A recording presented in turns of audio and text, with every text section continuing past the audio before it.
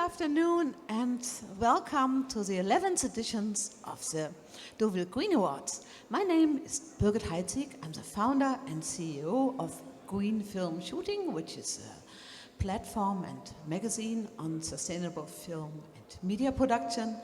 I'm really delighted that we have today a talk on the latest eco-innovations in the film industry here in Deauville, and I have fantastic speakers with me. To the right, I have Christelle. She is the CSR director from TF1, Christelle Valoy. And to my left hand, there's Charles Touin, who is the CEO of Tulip and C.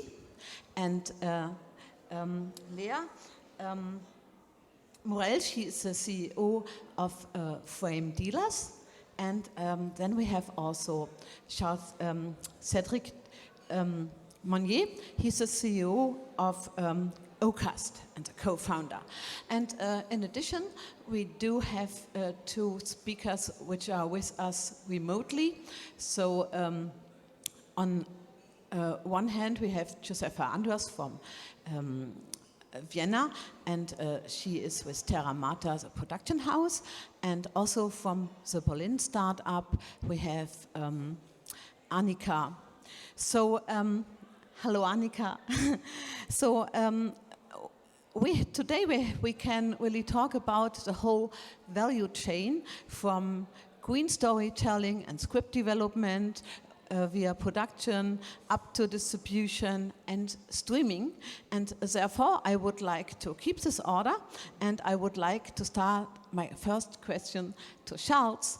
Charles, with your company, Tulip and C, you are, on one hand, you have already taken a lot of sustainable actions by yourself within your company, but on the other hand, you advise and consult filmmakers in terms of content, but also in terms of production? Yeah, exactly.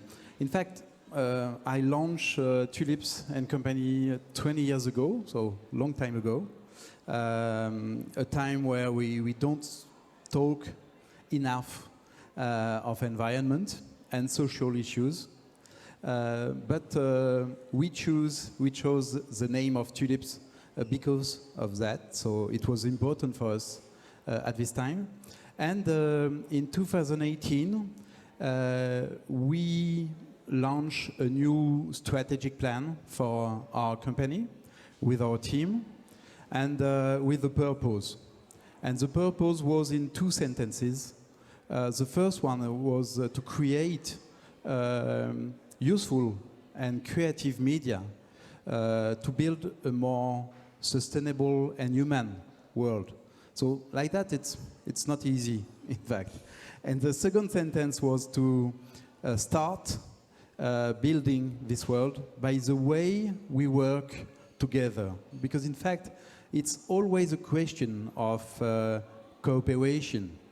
How we work together with subsidiaries, with our suppliers, with directors, with technicians, but also with our customers or broadcasters. And then we, since 2019, we developed, thanks to Carbon Clap with EcoProd, a new calculator in order to know exactly where is our carbon footprint. If it's more on the shooting, on editing, or everything like that. So, and we have two goals, exactly like our purpose. The first one is to develop and to create useful films. So it's a question about what is efficient and what is useful on our media, on discrimination, on safety, on these different topics, and also the way we produce these movies.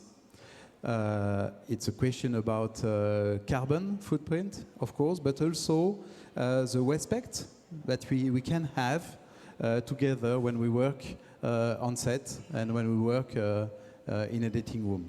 Yeah, that's a very crucial point. And then brings us over to Christelle.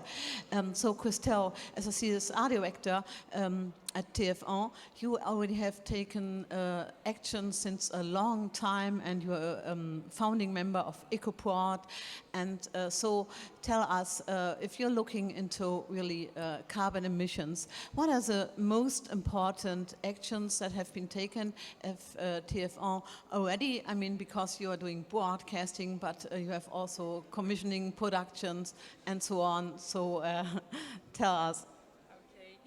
Well, the CSR department was created in 2005, so it's a long time ago, and the TF1 group start assessing its carbon footprint 15 years ago.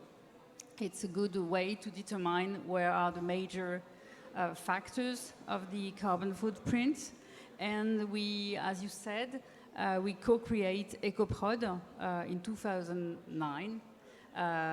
Which was really a good thing at that time, even if we don't mention that much in 2009.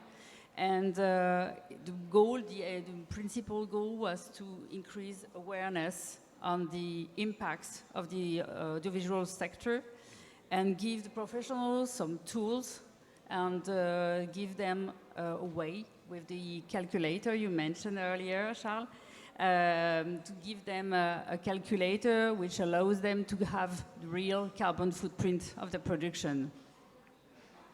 And at TF1, for the headquarters, we have also reduced our electricity consumption. We have made lots of improvements since we have, reduced from 30% since 2011 until now. So we made some changes related to air conditioning, LEDs, the replacement of the bulb lights. We have renovated the data centers and also the studios. So all the productions which are made internally, they benefit from these improvements and from this efficiency gains. I really think energy efficiency is really one of the most important topics right now. So now let's go to Vienna and to talk to Josefa Andras from Terra Mater Studios in Vienna. They have also already taken some actions. And so Josefa, are you with us? Hello? Yeah. Hello. Nice to see you. So, Josefa, how is the situation at Terra Mater?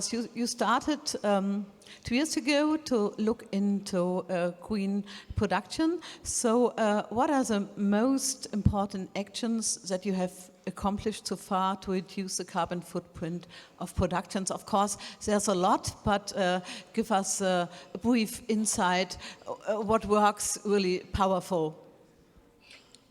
What I see as a sustainability manager when I work with every team, we have like 9 producers in-house. So I try to brief and train every producer that is working with us, and also the filmmakers, the independent filmmakers, so that everyone's on the same page and everyone's knowing what we're doing, what we're planning from pre-production till post-production. So what I see, from production to production, everyone is more aware what she or he is doing. So what we can avoid before we even produce is, for example, if we pre-calculate our CO2 emissions before we produce, we know where we're going with our project. So we see the amount of CO2 that can be produced. So to prevent it, we pre-calculate it, and then we see how much emissions will be in which section from pre-production till post-production. So we try to reduce before we compensate. Every time I go into a production, I say, please, and also my team says, please reduce before compensating. Our plan isn't about just to pay for it and then we're fine and greener and eco-friendlier. We try to find solutions, and we try to find the communication between partners, other filmmakers, companies, all countries around the world to find this kind of community and thinking and being transparent with the informations we're collecting and experiences. And what I experienced so far with the teams we're working with is that it is more a kind of natural thing to have this green production more included into each project.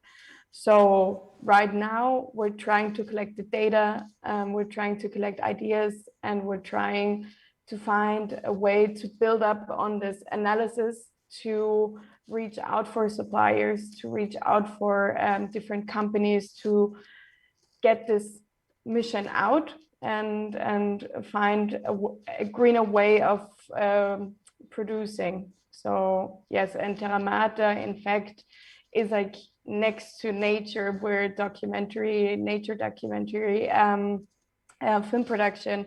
And when the company was founded, we were working with nature and animals, climate. So we're hand in hand with this kind of topics, and we see what is changing and what has been changed the last years. Yeah, thank you very much. It was already a very good insight, and of course, especially documentary filmmakers who make films so much about preservation of nature and so on.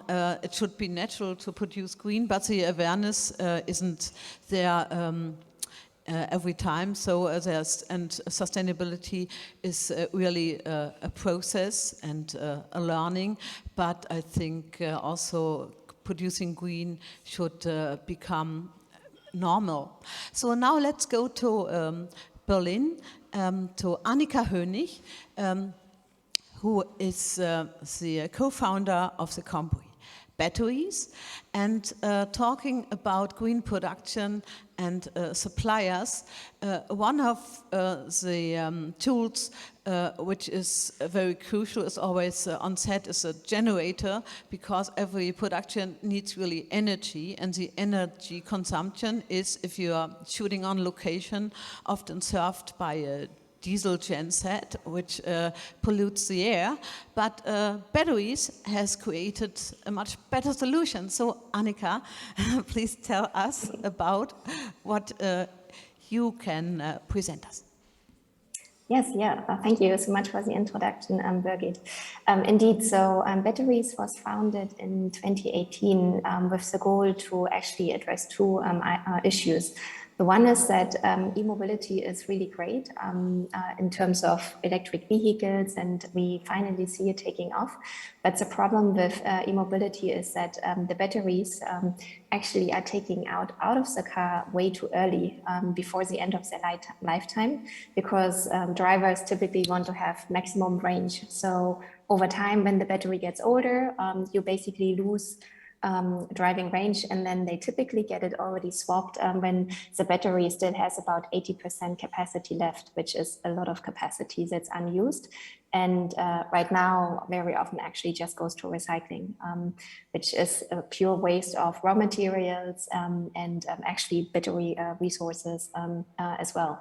And the other issue we wanted to address is actually to fight energy poverty across the world. It's a global mission that we have, because not everybody has access to affordable clean energy as well. And batteries for sure are a solution here as well, and especially second life batteries. So what we do is we basically upcycle the batteries when they are taken out of the cars, like I've said, after the first few years, when drivers typically get them swapped, and we upcycle them into new batteries that are multi-purpose, so you can attach them to different devices. And for example, in the back you see a little picture here, which is it's an electric generator, if you want so you can literally replace a small genset with it. But you also have devices or connectors where you can directly attach LED lighting from film sets as well. And what's really great is that it's actually also swappable. So you don't need to lay cables anymore. It's silent, it's emission free. And if you actually also recharge it through renewable energies sources, then you sort of additionally add to the benefits by using the system. And the systems are actually also connected to the internet, so that we know how important it is for filmmakers to actually see what the CO2 emissions were. So you can actually go online and check the usage, and you can say how you've charged it, and we tell you how much CO2 you've avoided by actually using the systems as such. And it's not just for lighting at the film sets. We know that film productions, we've actually learned this being part of the industry now, and we find it amazing where all the different energy needs are, right? It's from catering to attach your coffee machines. We know that really big gen sets actually run almost idle for a long time because just small things are attached. And this is really where our system comes in and can be a really good bridge from that perspective. Thank you so much. That's such a great innovation and really helpful, and I think also especially for documentary filmmakers. And now let's please switch to Lea, who's the CEO of Frame Dealers. And Frame Dealers, they provide filmmakers and producers with stock footage, which is very interesting, because if we are talking about carbon footprints of film production, of course, the most sustainable film is the film which hasn't been produced at all, or if you're using stock footage which is already produced, so you're reusing material. So Lea, what can you tell us? What kind of footage is available in your stock library, and also what is the technical quality of it? Thank you, Birgit. Nice to meet you, everybody. So I am the general manager of Frame Dealer because our CEO is there, Nicolas Million. And so Frame Dealer, finally, it's a dealer that wants the best for you. And we help the producer, the post-producer, and the industry to reduce the carbon footprint through our premium footage platform that we upcycle unused shots from personal projects, documentaries, feature, a lot of different kind of projects. So we are working with more than 150 filmmakers all around the world. They have all their own camera, and we also offer to the industry two shots, tailor-made shots depending of their needs. Maybe, as you said earlier, we mainly help producer. For example, when you are shooting in studio in Paris, in advertising, but you really need some establishing shots from USA or Argentina, you can go through Frame Dealer to find maybe the perfect pre-existing shots, or we can work with a local talent there to also reduce the travels, as you don't need to send your DP and your directors in Argentina or in Los Angeles. So it's the way our Frame Dealer helps the industry to reduce the carbon footprint on the project, and also to push all the actors of the industry to ask yourself the good question at the beginning of the project. I mean, I think it's super important in pre-production to ask yourself, okay, what I really need to shoot with my director, my DP, my actors, what kind of tools I can find to, for sure, we will never create a zero emission film. But I think we all need to do our best to reduce the carbon footprint of each project. Absolutely, yes, and this brings us also to Cedric, because Ocast is providing a streaming platform, and they are working worldwide, and but also they have figured out some possibilities how to reduce carbon emissions. So how does this work exactly, Cedric? Good afternoon, everyone, and thank you for having us. Thank you for the invitation. So we used to be the bad guys. First of all, we are end of the line, meaning we are the guy distributing the video on your phone, on your tablet, on your TV. We are using massively data center all across the world, so you think we are the bad guys. It's not completely wrong. We used to stream almost every country today, from Australia to US to Peru to a lot of things. So we use different providers from the Google, Microsoft, Amazon of the world, a lot of smaller ones that you have no idea that they are in the value chain, to be sure that at the end of the day, wherever you are on your phone, oh, it works, and you can watch something.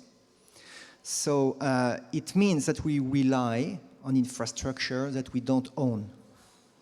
Even Netflix, baddest guys, they rely partly on Amazon. So it means that we don't control everything. We have information coming from these guys, data center, etc. It's quite complicated to be able to monitor, to go under the hood and to know, oh, okay, this is like this is like this. Not yet, I will say. So we took the problem another way, meaning, okay, we don't know finally what we are going to use and rely on technically, hardwarely speaking. So the idea is how can we limit or reduce the usage of that with what we do. So simply put, when we stream video, as for people watching online, this is exactly what's happening now. We have developed a way to encode the video a bit differently than it used to be done, where normally you don't see the difference. On your phone, you really don't see the difference. The quality of the video looks the same, but in fact, the tech behind and what we call the bandwidth, meaning how much video we send to everybody, is reduced almost by half than what we used to do in the industry. So it's a trade-off, and it's going to be always a trade-off. So the idea is, can we do something you don't really see the difference, but then everybody does some savings?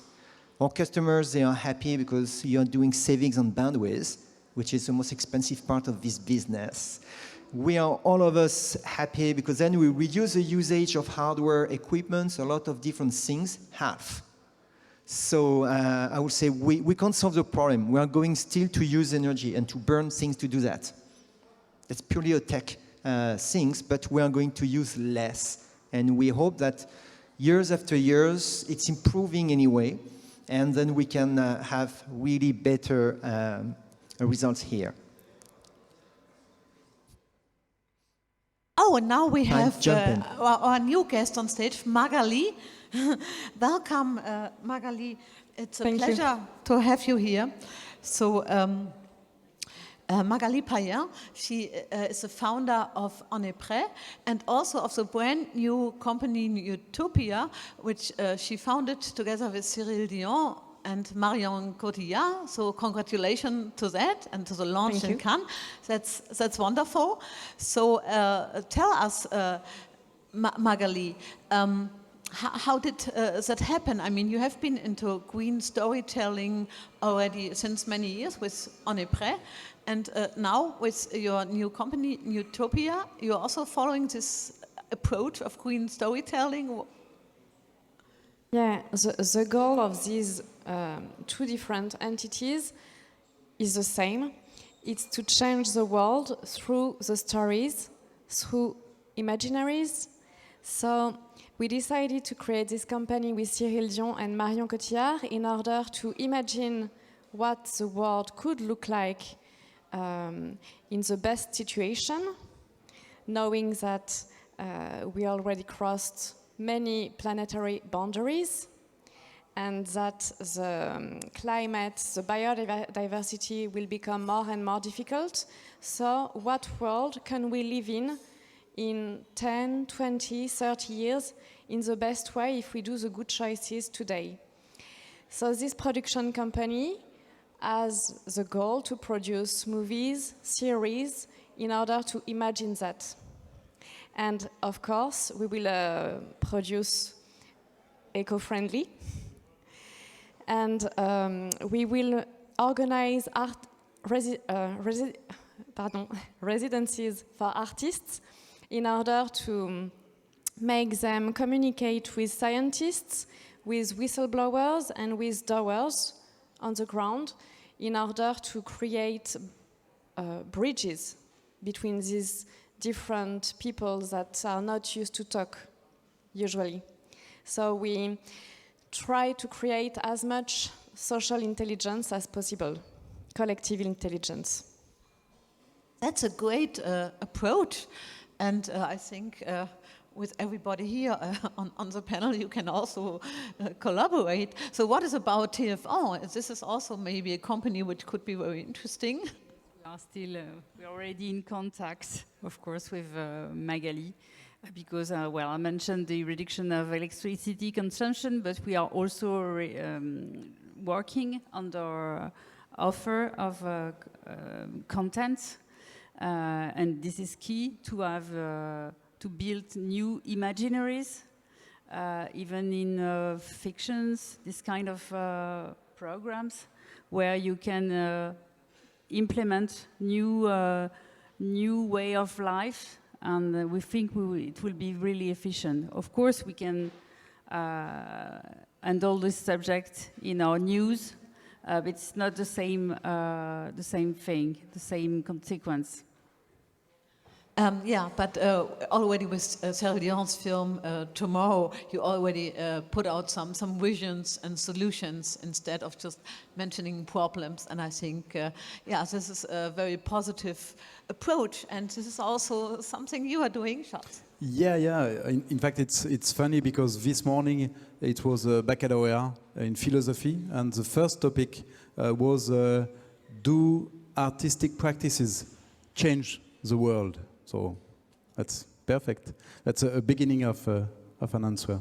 But in fact, yeah, we have the same goal, of course, and we try to do that with people, with companies also, because we produce films for museums and companies.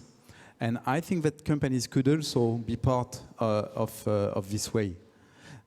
So we have to involve them on this way. And for example, when we see and we read the transformation plan of French economy with the chief project, of course we know and we see that we have to have a vision for 5 or 10 years, and we have to become appealing for people, because just now we see that it's difficult for everyone. We have some fear, and we have to I don't know how to say réenchanter, but it's like that for the future, in fact, yeah. Yeah, Absolutely.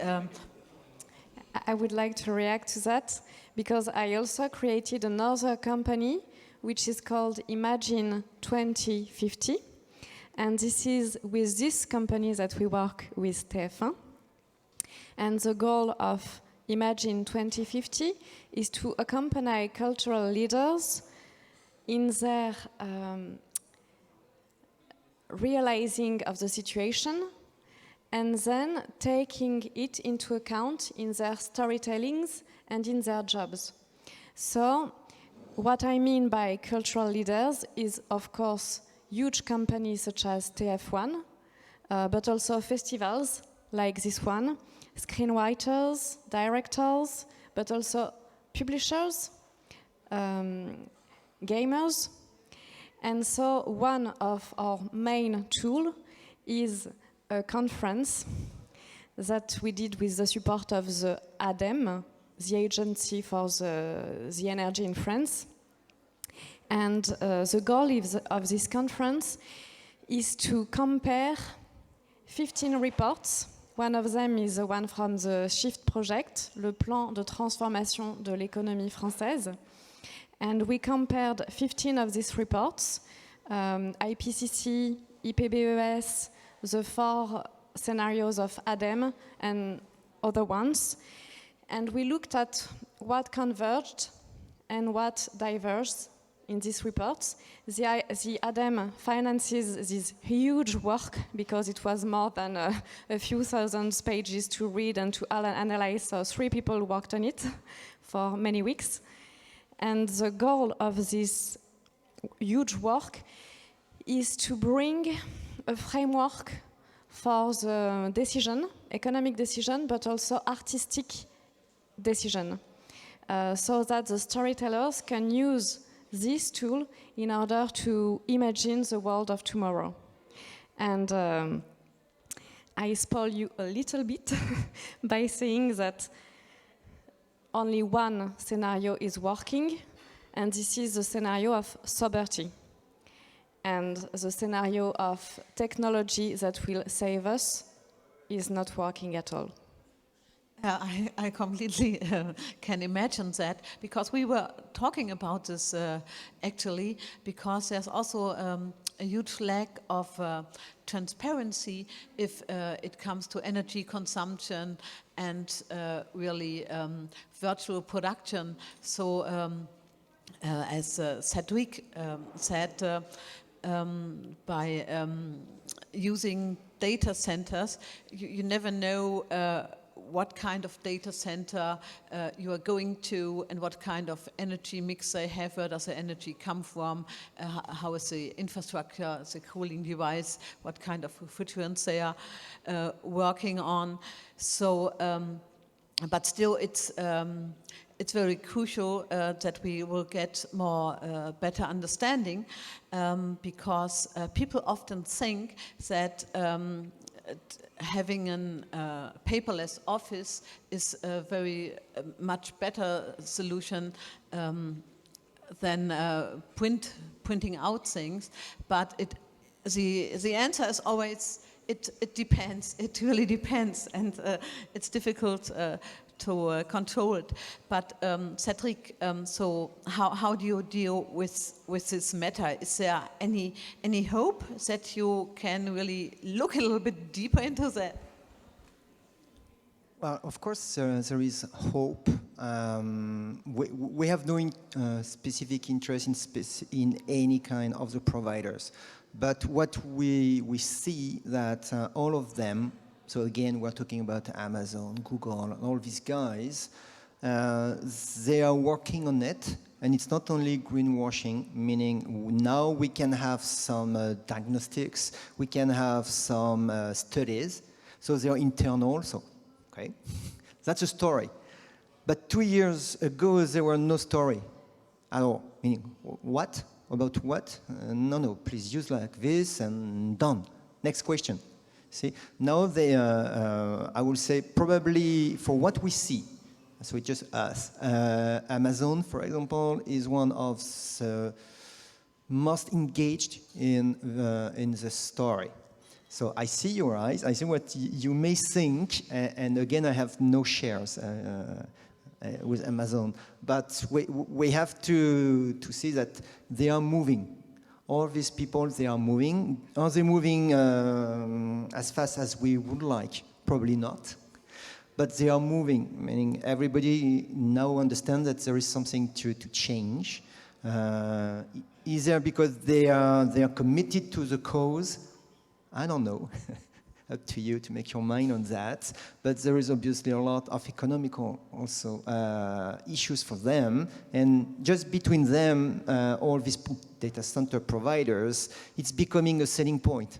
You know, if I'm a bit greener than this one on this one, that's now an USP, a unique selling point. And because all of them, unfortunately, are American, you know how good they are in marketing, but you know also how good they are in competition. So if they took that as, okay, this is a competition point for me, they move.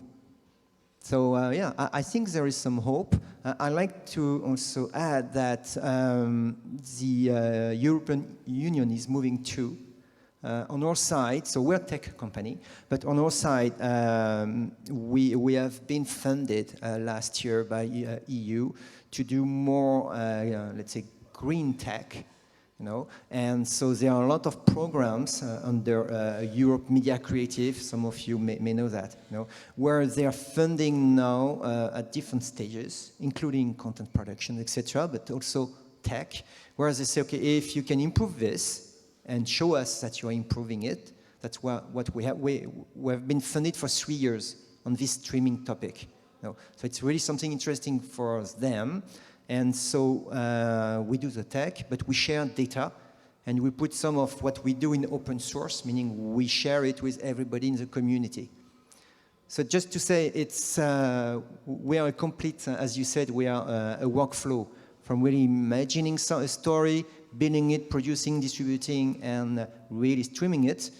And we have regulation bodies on the top. I think the good thing is all of us were involved and we are committed. I'm not sure it was the situation 2 years ago. So yeah, there is a lot of hope to me. And we are creating best practice for the future, Definitely. which is the more important, I think.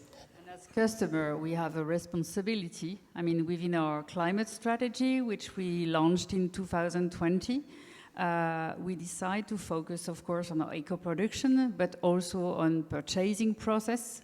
So we introduce some environmental criteria now when we decide to enter in negotiation with any provider.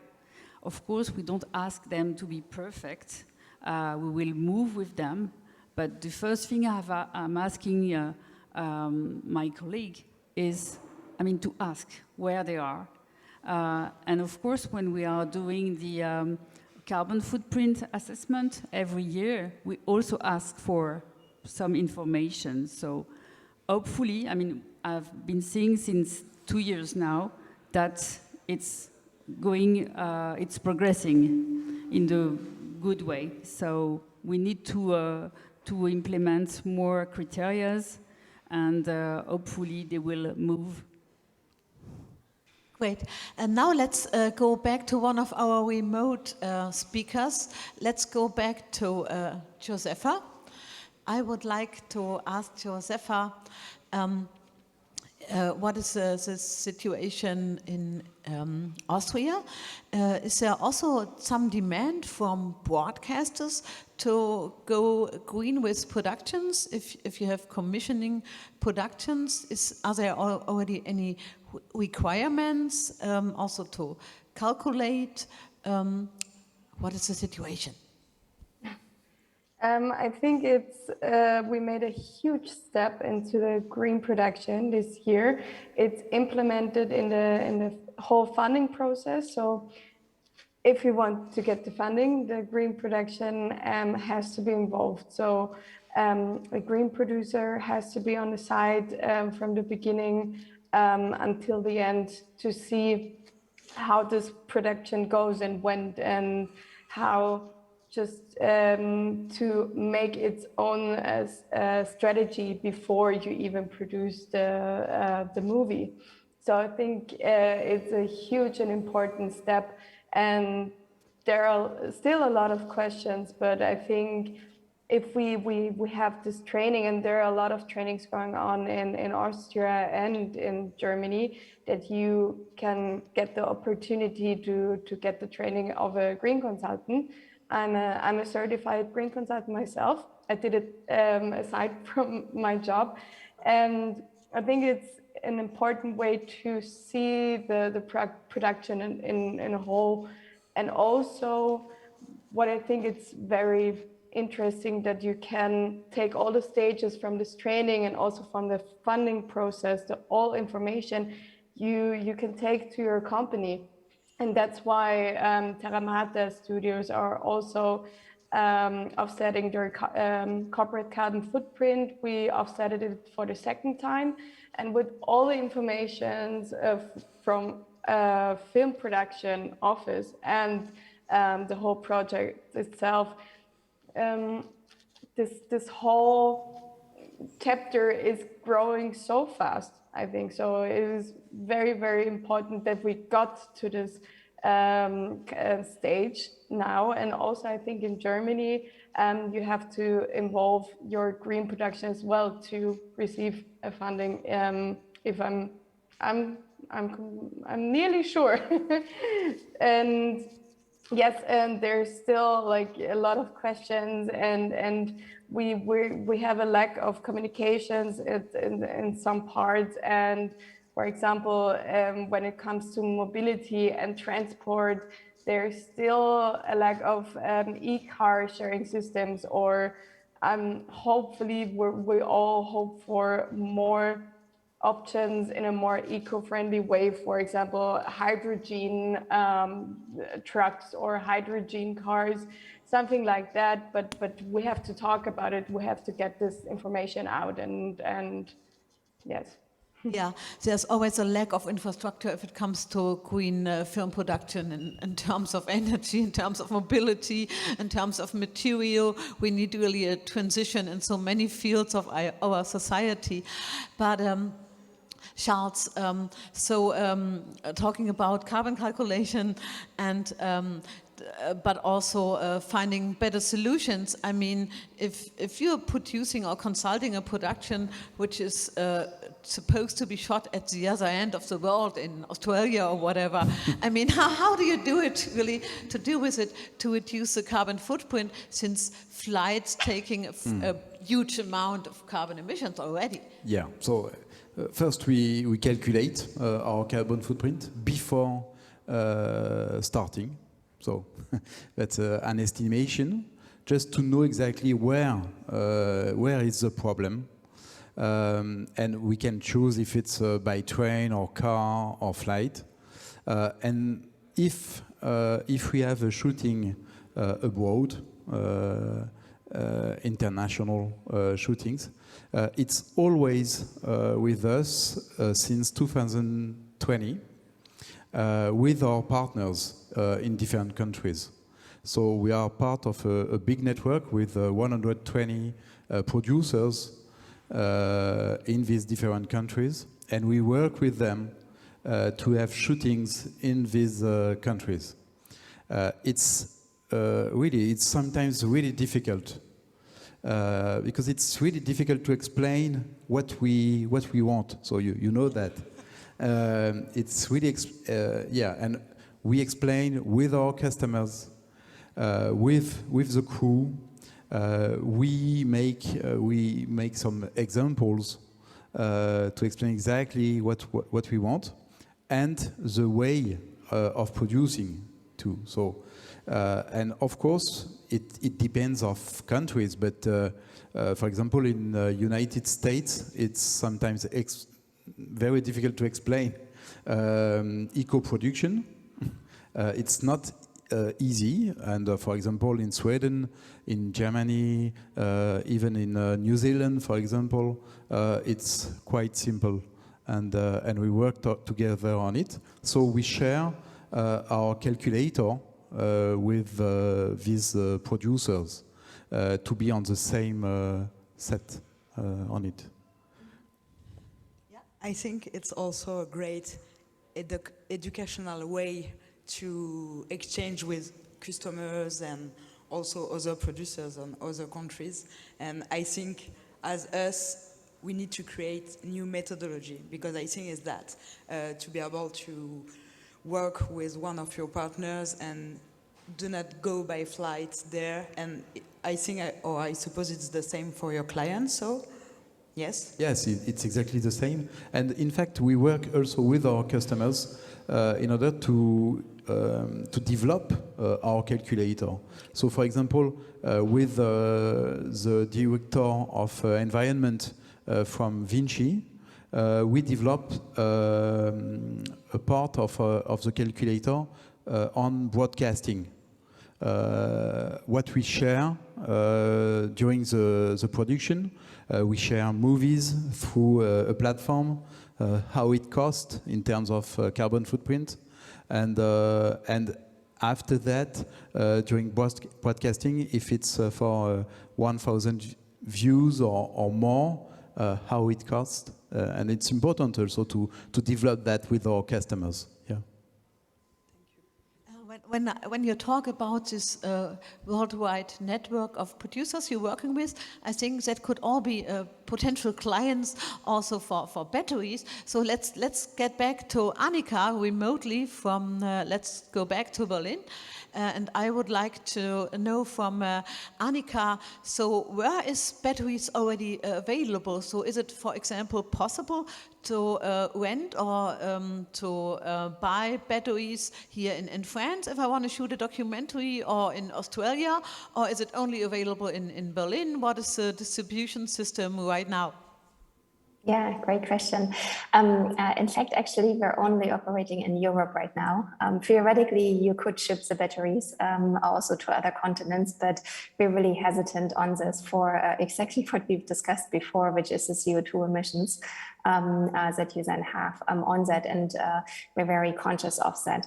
So our production line actually for the batteries is in France, which is really great because Renault is in France. So you can imagine that on the one side of the factory, the car gets in, the battery gets swapped, and at the end, basically there's our production line. So it's within Europe. And we've just completed the certification and are starting sales right now. So it's available as of now. And we basically work for distributors, but also rental companies. So we have selected a couple of distributors that are well known in the industry already, actually know what the clients need and can really help them. And then we've also selected some rental companies that focus really on green. So they're 100% mission aligned with us.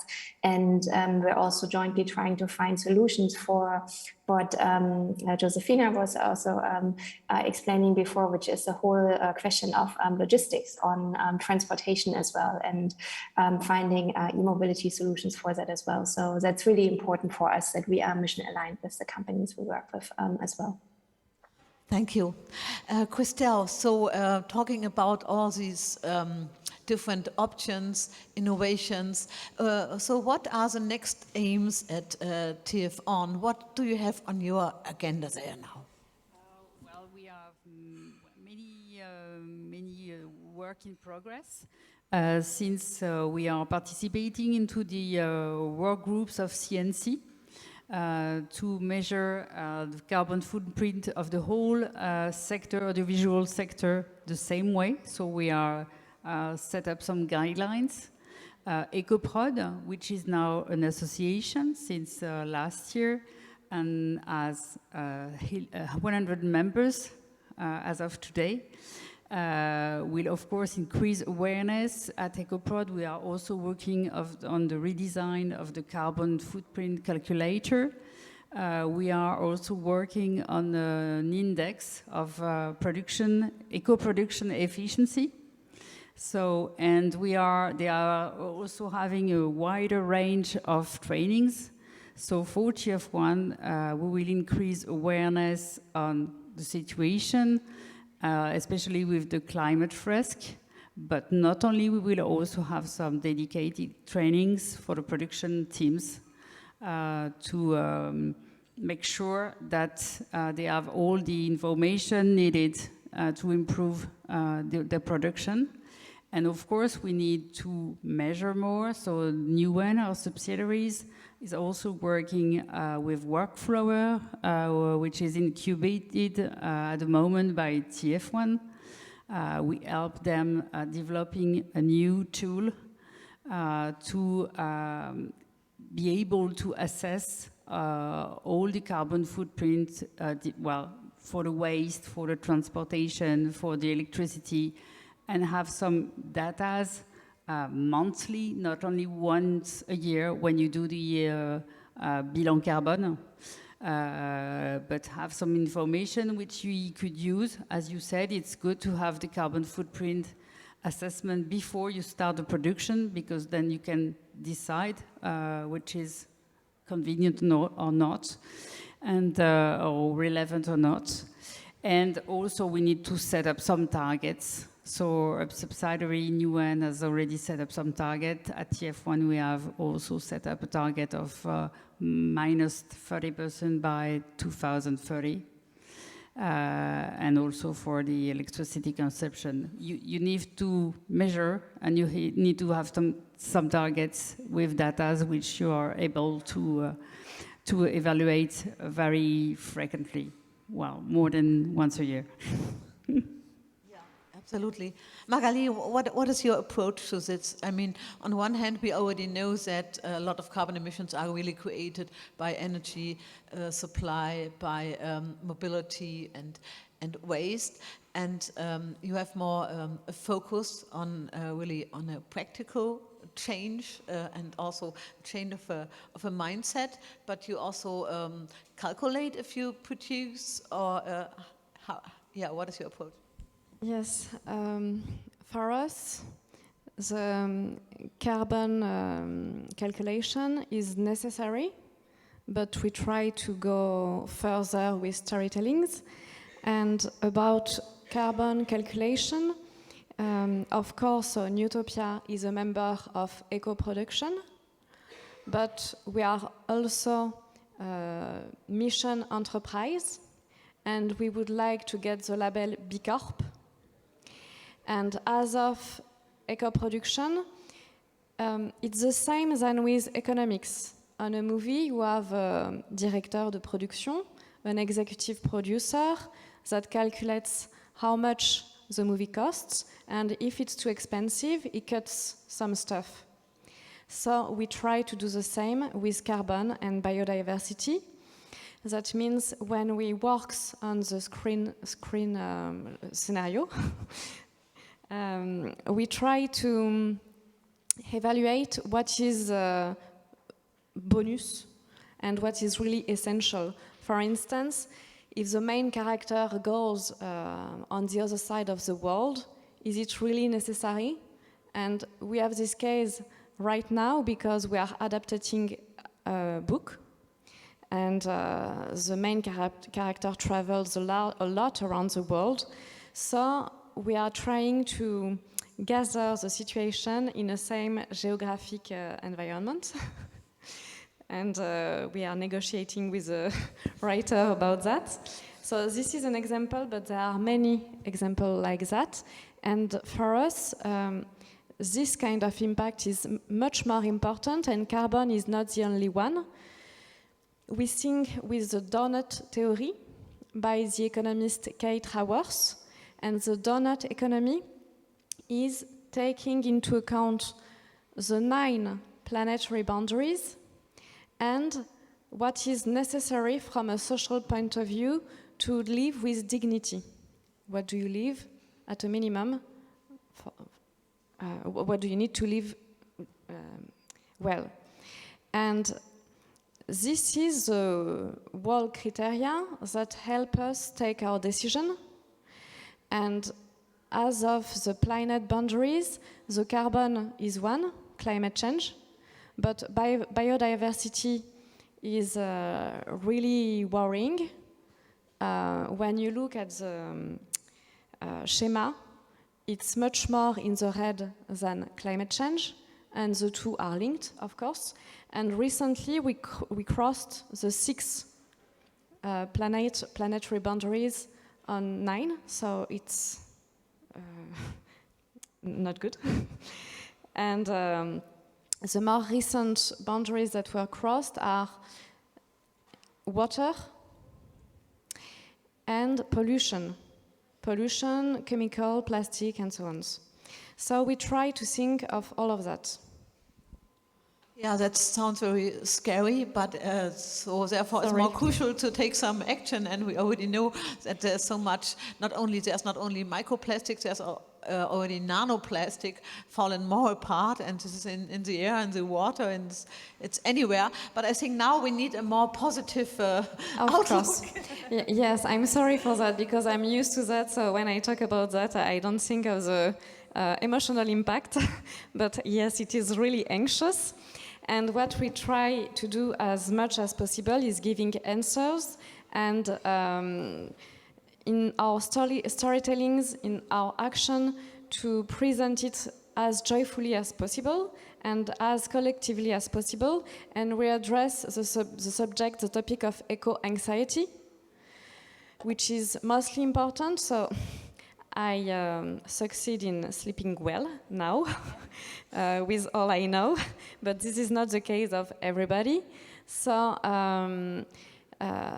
when we write storytellings, we try to explain the situation, but the most part of the story, of the scenario, is about solutions and what we do collectively. So we address the two topics, what goes wrong, but mostly what could be good if we act together now. Absolutely. So I think we don't have so much time left, but I would like to know from any speaker here, what is your final next aim, or also your perspective of the next actions which are really crucial to take? I just want to answer to Magali about your issue, about your future with your main actor traveling everywhere. We are here for help you, so do not hesitate to call me. And also to finish, I would like to talk about the calculator, because this is one of our next project at Fremziller, to be able to show on each collection and each shots the carbon footprint, and also to create real tools appropriate to our clients and our tailor-made option offers. For producers to be able to compare the reality by working together, like a crew, or by sending or traveling, so also in an educational way too. Yeah, I agree with that, and in fact, environmental issues and social issues are totally linked, so it's very important on our way to embark people on board and to not leave someone along the way. That's the reason why when we work with our suppliers, of course we ask questions. Where are you in terms of eco-production, green production? And sometimes for them they have some anxiety, of course, and we say no. Not our deal is not to move forward without you. We want to embark you with us, and I think that's very important in terms of cohesion together. So. Cedric, what is your experience? On one hand, you're dealing, of course, with a lot of industry partners, but on the other hand, you are providing a service for consumers. So if you're reducing the carbon footprint, are they even aware about it? Do they have an option or choice that they can really choose this option, or do they want that, or do they say, no, quality comes first, I don't care? What is your experience? You are definitely right. We have two challenges. As you said, we need to involve people. For us, people are the end user and our technology industry. End user, just to share an experiment we did for one of our customers. We said, when you want to watch a video, there is, and don't laugh because it worked anyway, a green button. If you click on the green button, it means that you agree, you commit on watching this content you like, on a trade-off with the quality. As I said earlier, you can't really notice unless you are from the industry, really, or you have, I don't know, hawk eyes. But you don't feel really the difference. But the fact that we did that for one French customer, where they turned their end users really almost in champions, meaning if I click on it, this is my personal commitment that I care, and so I engage in it. And on the platform, you see, you have your picture, your avatar, whatever, so you have some highlights that you see to everybody else in the community that you committed. So it's not, it's an option. So if you don't do that, you don't do it, no problem. We have more than 63% of people clicking on it. So I think it means something. Obviously, that's- it's how you introduce it, how you explain to people, etc. You will always have people that will not care. But more and more, if you really involve people, then they become your champions. They can say, oh, I did that on the platform, I did that, and etc., etc. Snowball effect. So this is how we try, and just an attempt, but it worked well. The other point is our industry. So it's heavy technology, a lot of still hardware things, etc. And so we do what we do today. We try to do some evangelization.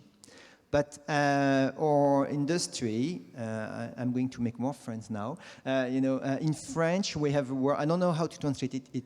C'est une fuite en avant. Meaning we are always running to next and next and next because we have to add something, right? And typically in video, everybody knows 4K almost. We're already talking about 8K, so twice more. So we try to reduce the footprint of HD, which is twice less than 4K, because 4K is not everywhere yet. But everybody is, the big companies, everybody is, 8K, because we need to do more. That's this, endless run to something new. So maybe somewhere we should slow down the train and say, okay, it's good enough. And make it better now instead of, and I'm going to sell you all my encoder, my hardware again, guys, to all the broadcasters, to everybody, because 8K. And after 8K, guess what? Probably 16 something. So maybe slow down. It's definitely good enough for what we do and improve the quality of what we have today, reduce the cost, etc., then stop the train. That will be my message. It's not an easy one, but I think it makes some sense.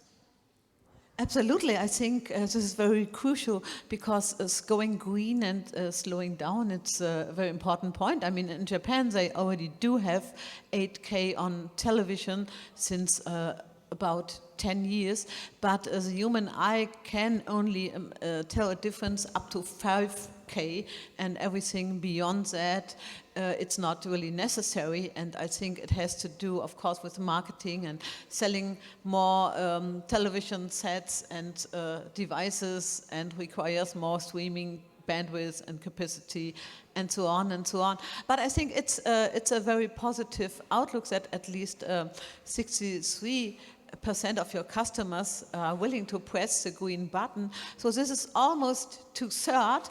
And our mission is that we want 100% of all people to go green and to do green production and to produce, hopefully, also content which is inspiring. So I think time is up. And I really want to thank everybody for this vivid, interesting talk. And I hope all the viewers here and also at home can really take some information with them. And if they have any questions or would like to reach out to us, please contact us. You can contact me at greenfilmshooting.net or, of course, the Deauville Green Awards. And also, I think all speakers are happy to any exchange. So thank you very much. And so I wish everybody a wonderful festival. Thank you. Thank you.